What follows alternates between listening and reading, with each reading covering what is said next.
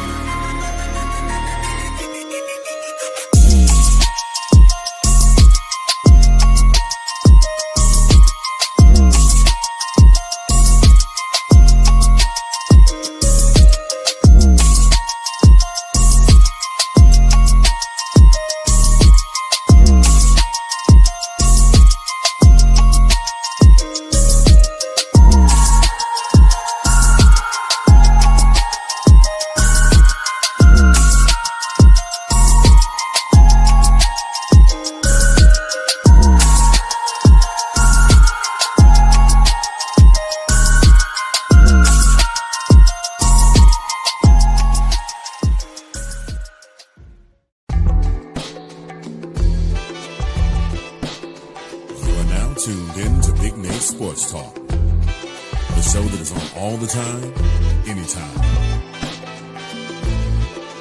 And now, ladies and gentlemen, your host, Nathan Snell.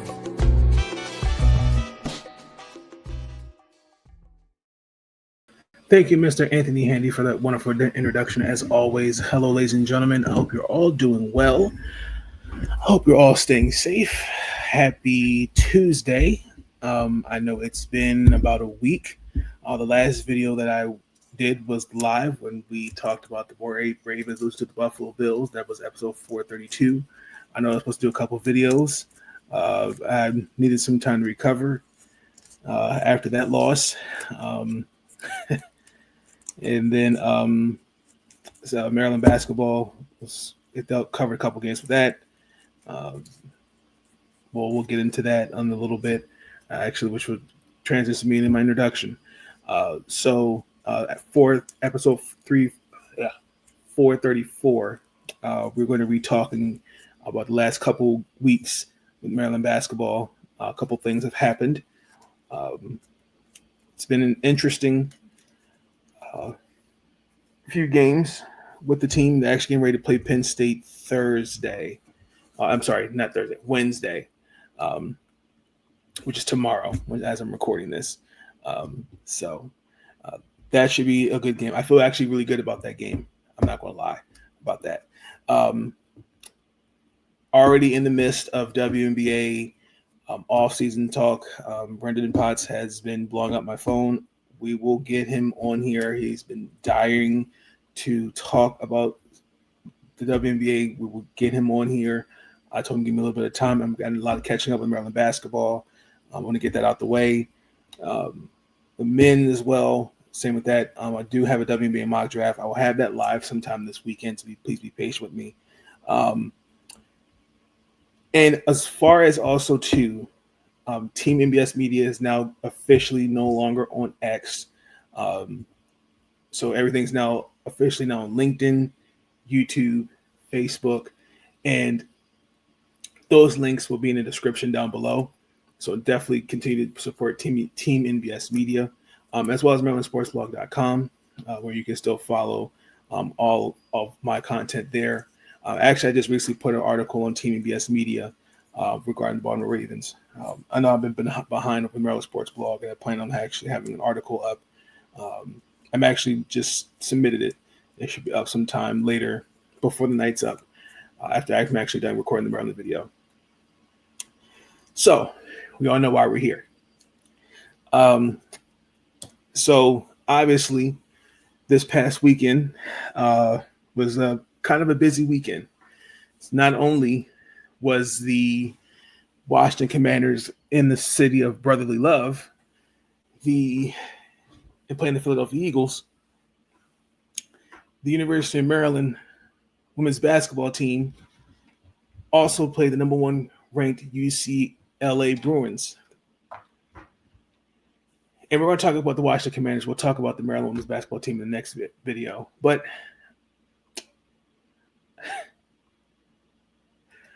the Washington Commanders season comes to an end. The final score, 55, 1T3.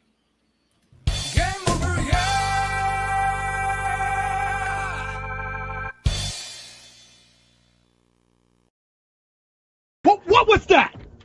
What the hell was that? I'm sorry the H words and the D words aren't appropriate over the airways, but it's going to be today. I don't know how much more of this I can take. How in God's name? So, it's interesting. When I looked back at the game again, because while I was disappointed, I wasn't surprised because I saw the same thing that I've seen throughout the season with the Commanders. And I took some notes. I'm going to start with turnovers. Again, I thought that's something I thought that we would fix. And that came back to bite us.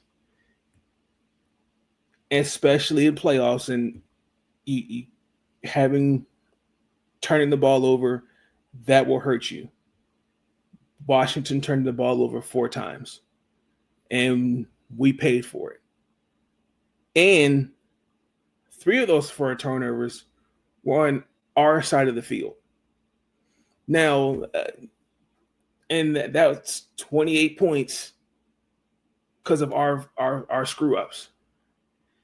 And if you take that away, those 4 turnovers, I think it's a different ball game. But again, that I think here's the thing. The first 3 turnovers could have either, and again, we don't even know how those drives will end, whether it was take the lead, whether it's tie or even bring the deficit down.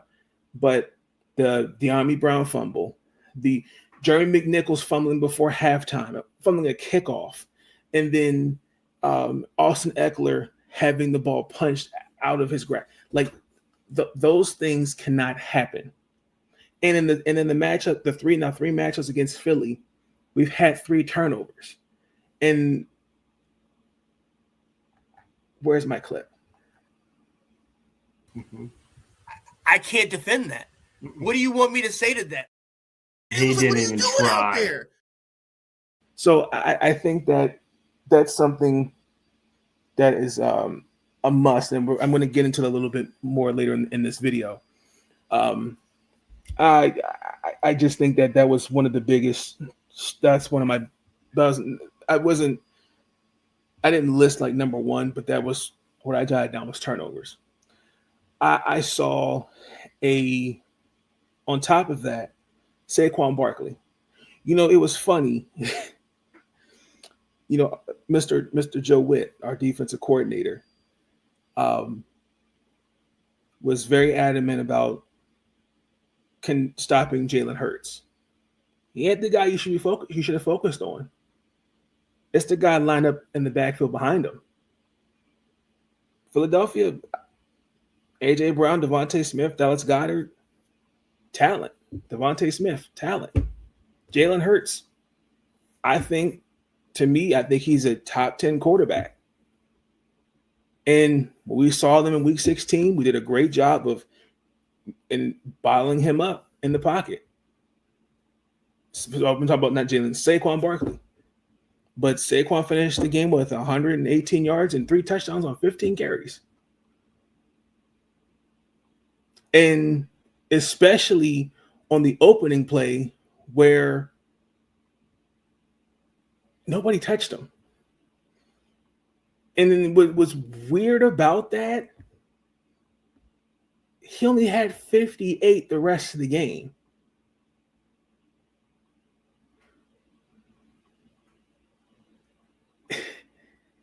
So when you look at that, you go, well, how does that make sense? Because it wasn't, it just was what it was, to me, it was just what his impact on what he was doing. Whether, again, it was the 4-yard touchdown on the next possession. and then the unnecessary roughness call, which was a 3rd and 10 that moved him in within our 10-yard line, if I remember correctly. And then what was it? Those last 2 runs of his where they put the score out of reach, where it was the 2nd and 1, and then Jalen Hurts finished off that drive, if I remember correctly. We put up, 48-23? So, yes. But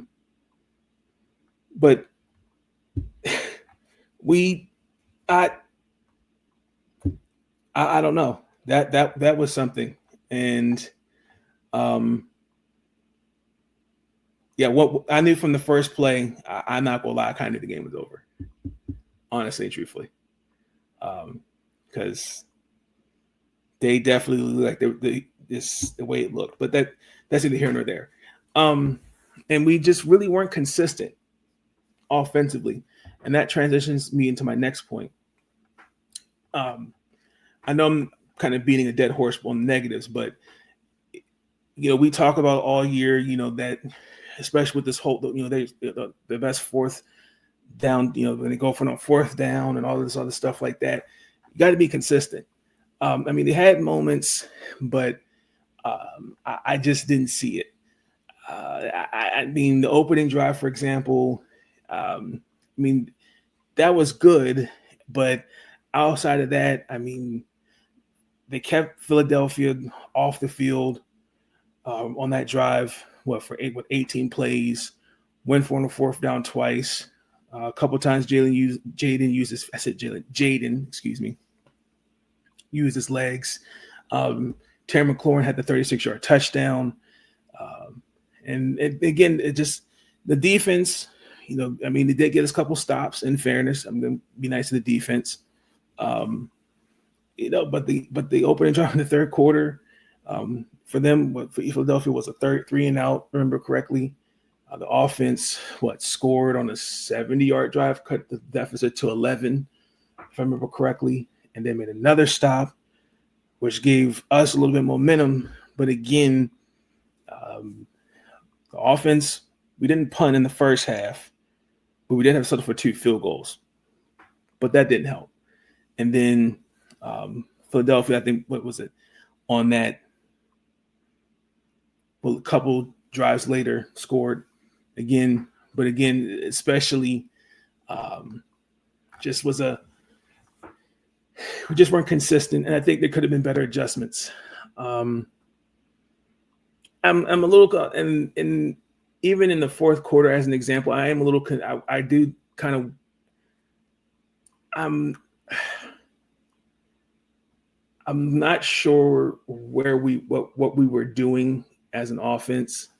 Now, again, this whole season, I think we have seen what this offense can do, and putting together, and especially in the second half, performances where you're putting teams away and getting out of situations you've put yourself in, or even, where teams have put a lead on you. But example, where we had the 10-yard, when Jaden had the 10-yard touchdown run and forcing Philly to punt on that next drive. Okay, the next 4 drives were ended with 3 turnovers and an interception. Okay. We, as an offense, only moved the ball 74 yards.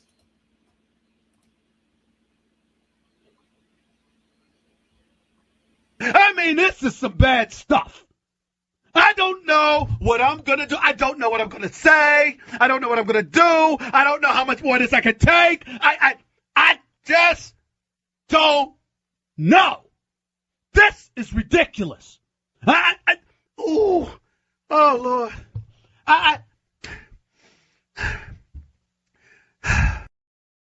And what was weird about that, especially because they took Jaden out the game, in his final play, he threw, the pass was for Terry, and he threw a pick to Quayon Mitchell, and they brought Marcus Mariota in the game, and I don't know what they were.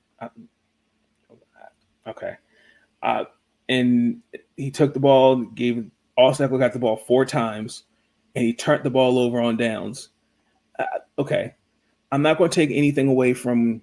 I mean, in the regular season, I get it, but this is, I think, a good example of what can happen in the playoffs. Little things like this. I understand this team is young. This team was inexperienced. They were going up against a team that has been in a situation before. But you've got some guys, Austin Eckler, Zach Ertz, Terry McLaurin's been in this situation. You've got some vets in this situation before. And that certainly can't, I thought there could have been some better adjustments. Especially again, let me kind of just, when I, example, sticking with them, like on the offense again, when I say like momentum, if you have the momentum, you've got to find ways to not turn the ball over. You had a positive first drive, but even, and I understand on that play when he threw to De'Ami Brown, he's fighting for yards, but like ball security, Jeremy McNichols, same thing. I mean, it's little mistakes, but that Austin Eckler fumble, if I'm being honest, I think that honestly, truthfully sealed the game for us. So, I mean, and in fairness, it was a low throw from Jaden, and Austin fell trying to catch the ball as he got up, and ball got punched out of his hands. So, I mean, and then there was the 21 unanswered points. And again, I understand we didn't have our guy Sam Qasemi, and rightfully so. I think we did miss his presence there because he definitely has been our best offensive lineman.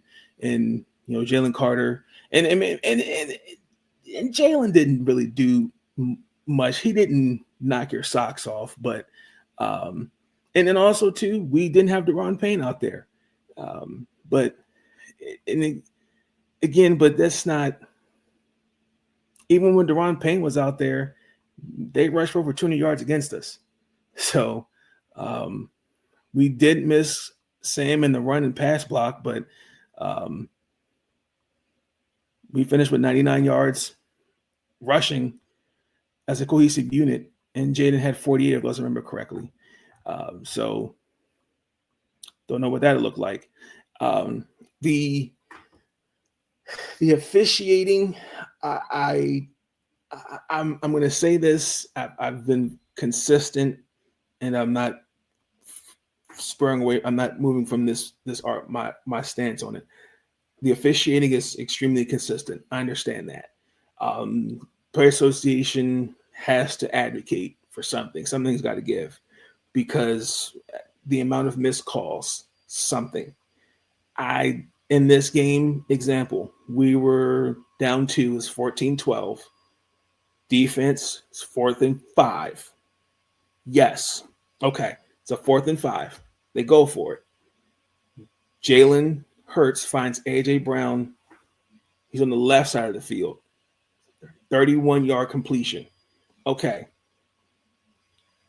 However, it should have been a holding call on Saquon Barkley, which should have been which holding call is 10-yard penalty. Okay, which would have forced Philadelphia to punt the ball, and we'd have gotten the ball. Okay, and you got the only down 2 points, especially in half. But again, like you gotta make like that. You have to make calls like that. And again, like that is something that has been egregiously missed throughout the season. And I'm not going to say that cost us. I mean, I'm not going to say that was the thing, but that's something that can happen. I'm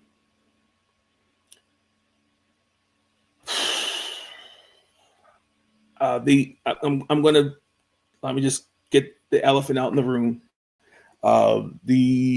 It was asked in the game post game with Marshawn Lattimore with the whole thing with AJ Brown.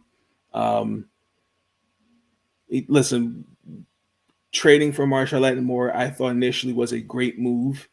When I look back on it, now I kind of regret the trade, not only because of injuries, and it's been a hamstring, and again, you don't really heal from injuries quite like that easily.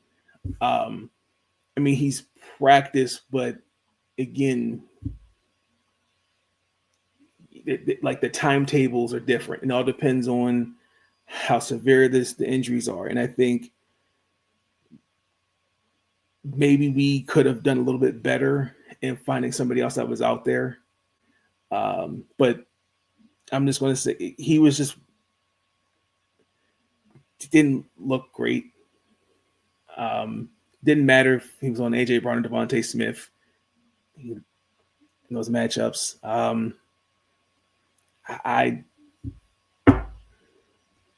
Yeah. So outside of that, our run game, like I said earlier. So, but I am proud of this team. It sucks. You won 14 games. You got to an NFC Championship game. But you played with fool's gold. And you're listening to their end of the season press conference. And actually, it really makes you hopeful for what the offseason looks like. Because especially, because they won 2 games. So really, in the regular season, they won 12 games, but they won 2 playoff games. So you know what I meant. But they definitely aren't their stripes. I think we'll learn from this for sure. I definitely think we were one of the best stories of the season. I think they're in the 6th seed. A lot of people did not pick us. I remember correctly. I think I picked us to win 10 games. And especially did not know what this team's going to look like. When you watch how this team looked last year, where this team kind of just, I never want to question a player, but I think there were some guys in that locker room that just said, I'm out, I'm done. Because I just think, especially in the midst of between ownership, I just think how just the way the season was, I think some guys just said, I'm done. And I think, some guys need some time to kind of decompress. That's why I think, excuse me, and I just dropped my water. And that's why I think that with Mark Andrews, I think we're a little too harsh on him, because sometimes, I get it. It's in the moment. And yes, so I got some decisions to make. So, because it's definitely going to be an interesting off season. So we'll see how it looks. And for now, that actually transitions me into my next point, because this really kind of also looks to me what I think Washington's draft needs are. And I think some may disagree with this, but I definitely think offensive line is a must. Defensive line is a must. Defensive back, I'll even put linebacker in there, safety, because when I look at this list of free agents, we have 22 that'll be free agents. Realistically, who are you really bringing back that's on this list? You could bring, everyone. Let's see who's going to be, like Bobby Wagner will be, 35 if you sign him. According to this, he's 34. This is Spot Track. Jeremy Chin, it's a safety, he's a free agent. KJ Osborne, Cleveland Farrell, Tress Way, obviously we got to sign him. So he's important. Dante Fowler, Michael Davis, Cornel Lucas, Jamison Crowder, Juice. Yeah, we got some decisions to make. We do. I'll even put linebacker on that list of draft needs, but we have some decisions to make for sure. But yeah, this was tough. And then for Philadelphia on their side, look, I just think that's why they are going to the Super Bowl for a reason. They're just a damn good team. And I'm actually picking them to win the Super Bowl this year. I just think that they have it. They do. I'm not worried. I think they're ready. Like they were Jalen when they last time they were there. Jalen Hurts, I remember, brought them back. They were right there. So, they're in this game against us. They started the offense the right way. They did make some changes on the offensive line. Vic Fangio did check Jaden Daniels. Whether you mix in some coverage, you mix some blitz. We did not make adjustments to what we were doing, what they were doing. And yeah, so congratulations to Philly as they're going to the Super Bowl. It was well deserved. And, hey, go get them. So, but Saquon Barkley is and also too, this is fair to say, Saquon Barkley and Derrick Henry both respectfully saying this, and James Cook, those three running backs.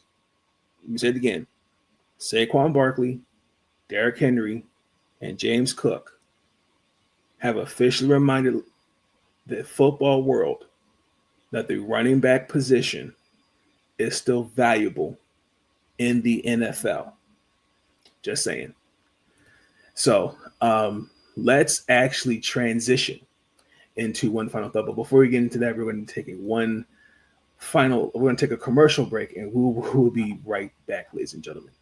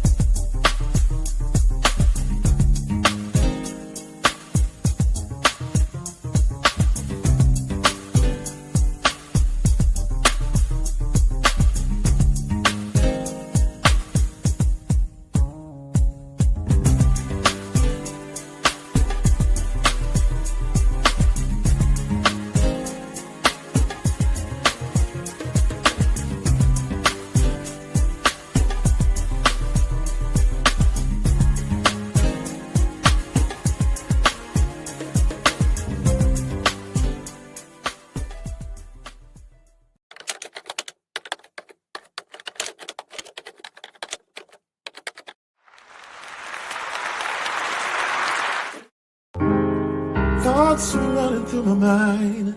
Someone took some time to find a minute or two to organize. So I actually have two final thoughts. The first final thought is the Washington Commanders. First and foremost, I want to give congratulations to the team. Again, to go 12-5. No one expected that. I'm really proud of this team. To see where we were last year and to see where the changes that were made and everyone bought in, that's from the top down.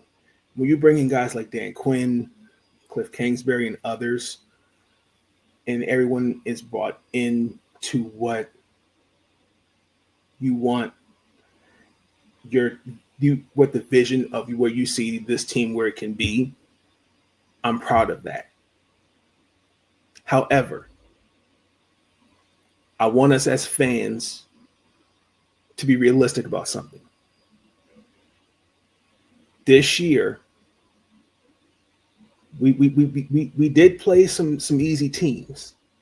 Now, some people may downplay that, but it's a fact.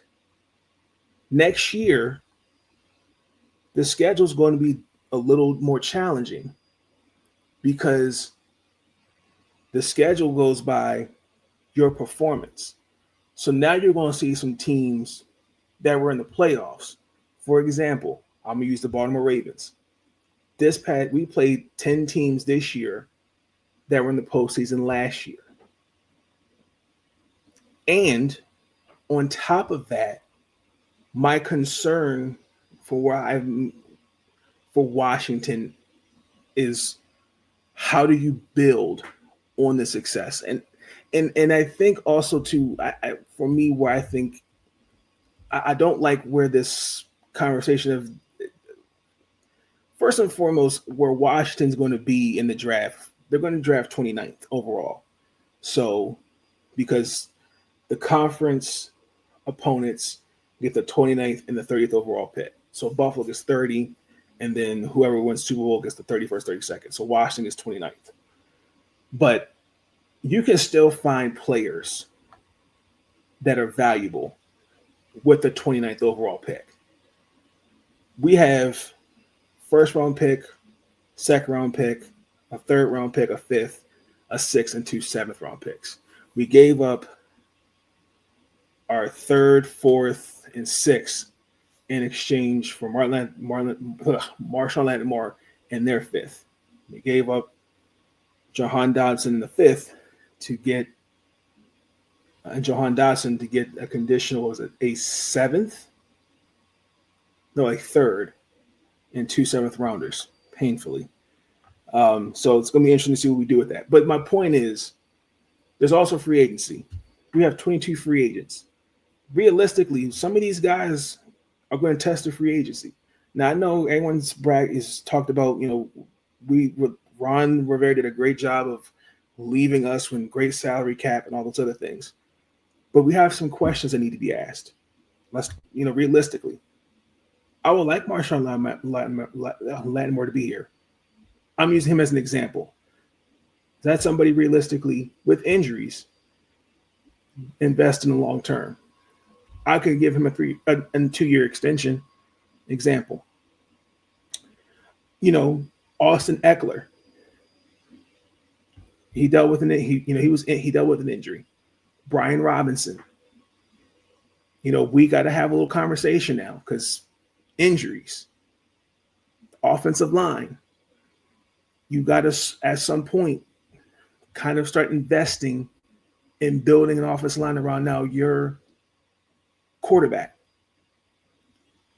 Next to Terry McLaurin, another playmaker, another receiver like a T. Higgins. But, if you want to re-sign Noah Brown, that wouldn't hurt. Or finding somebody in the draft. Are you okay signing Zach Ertz? But my point is, guys are going to be a year older. You may not get Dante Fowler. And then realistically also, too, next year, Washington may not be 12-5. I don't know how the season will look. And also, too, we're in the national media spotlight. And if you've watched, national media is quick like that to say, oh, no, absolutely not. They did it with Houston, and they've done it with other teams. So I want fans to be realistic about now that we're winning, because this year it was a lot of teams got to come see us. They got to come play us. Well, next year, the good teams, they got to come see us. And we got to be ready for them, which I think we will be. Please don't misconstrue my words. But I want fans to be ready, because there might be struggles. There might be a period where it's like, well, I don't understand why are we going through this? That's part of growth. And look at Detroit. It's how you build on it. That's my questions of how this offseason is going to look. How is free agency and the draft going to build on this success? Because personally, this team, I think there are some people you can definitely invest in, but you're definitely going to make some upgrades, in my opinion. So that's my first. That's my first one final thought. My last one final thought. Dan Snyder. We all know who Dan Snyder is. Dan Snyder, at one point, owned the then Washington Commanders. Now, and he sold the team And a few days before this game came out, and essentially says he is not I'm paraphrasing it, but he is envious of our success. And from where he was in 2023, we were 4-13. And now in the NFC Championship game before, up until Sunday, Adam Peters, GM, and then now Josh Harris as an owner. Now I'm hearing you hate it. Well,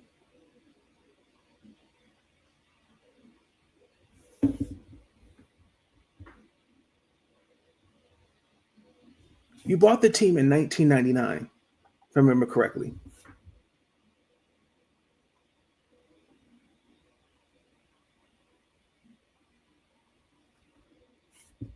You've had the team in the palm of your hands. You never tried to make it successful. I mean, Washington had there's actually, I'm gonna leave a link in the description. I did a video. This was actually at the peak of COVID, and it actually proved my point because you were the owner. You didn't care to invest in trying to win. I mean, you had some winning seasons, but you didn't build on it.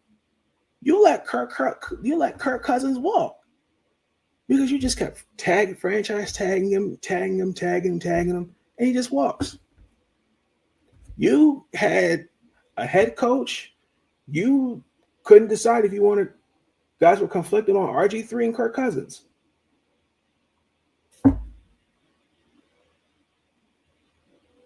You had the GM at the time. Well, the culture is pretty damn good. You're bringing in guys that are well past their prime and thinking they can do stuff. This is the early 2000s where he signed Bruce Smith and Deion Sanders and those guys.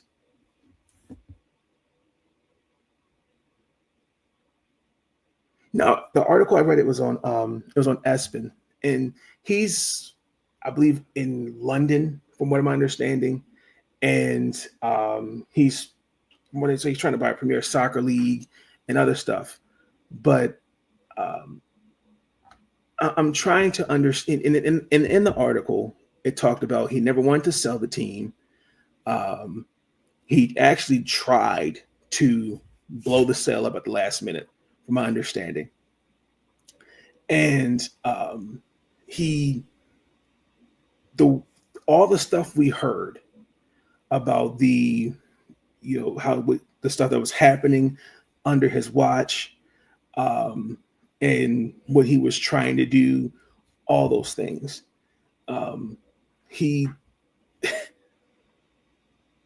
No. And again,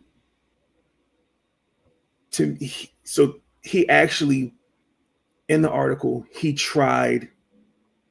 purposely set the sale price for $6 billion. And they approved it for $6 for that. But they actually fined him $60 million because the sexual harassment, and then also because of the toxic workplace and all that stuff. And he also withheld revenue from the NFL because you can't, because he would how he withdrew the amount of money.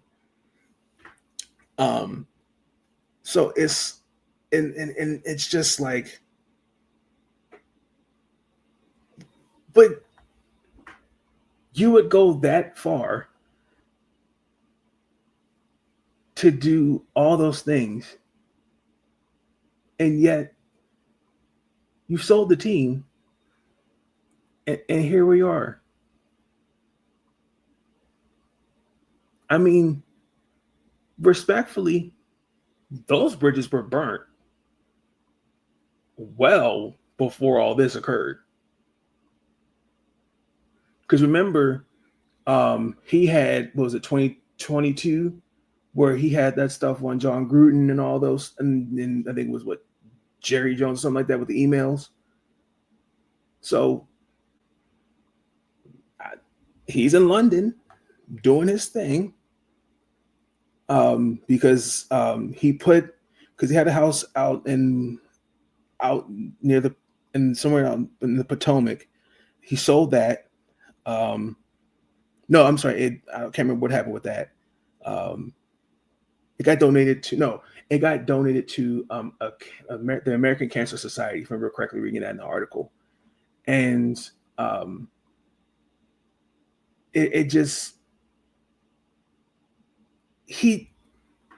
it's not about him wanting to own the team. It's just, it's just one of those, just think about it like, okay, I'm gonna put the equivalent of, for example, let's say you have that one person in the classroom who says, well, let's say someone said, well, for Christmas, I just got a PlayStation 5. Oh, I got a PlayStation 5, and someone goes, I got a PlayStation 5 and an iPhone 16. And I also got the latest Apple Watch. Like, Dan Snyder just wanted to brag about, I own a football team. That's really all it was. And again, like, the culture is pretty damn good. Listen, I wish him all the best, but you had this team in control in the palm of your hands well over 20 years, and you did nothing to make it better.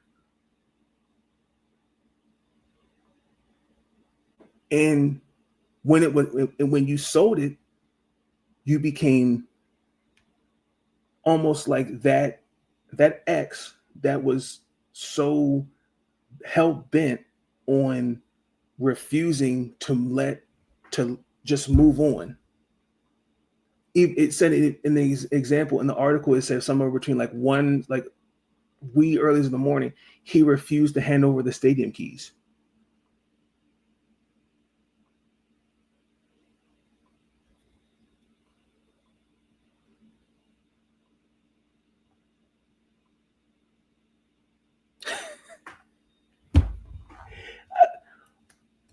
But my thing is, why did that come out before the NFC Championship game?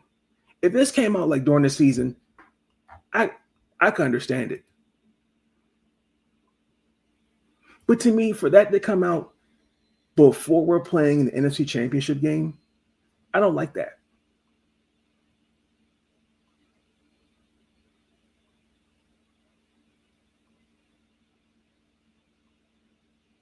That's just my 2 cents. So, I mean, again, I don't have anything. I wish him all the best. But some of the decisions he's made as an owner, he's made that bet and he has to lay in it. He made some choices. That's between him, and he has to deal with those consequences. Washington Commanders, we're good because now we have now seen, as you see the title, it's a new chapter. That was then, this is now. The culture is pretty damn good. That's going to conclude this episode of Big Nate Sports Talk Podcast. Please like, comment, and subscribe for our future content, ladies and gentlemen. And please stay safe out there, and please take it one day at a time. Please check on loved ones. And remember, please touch grass.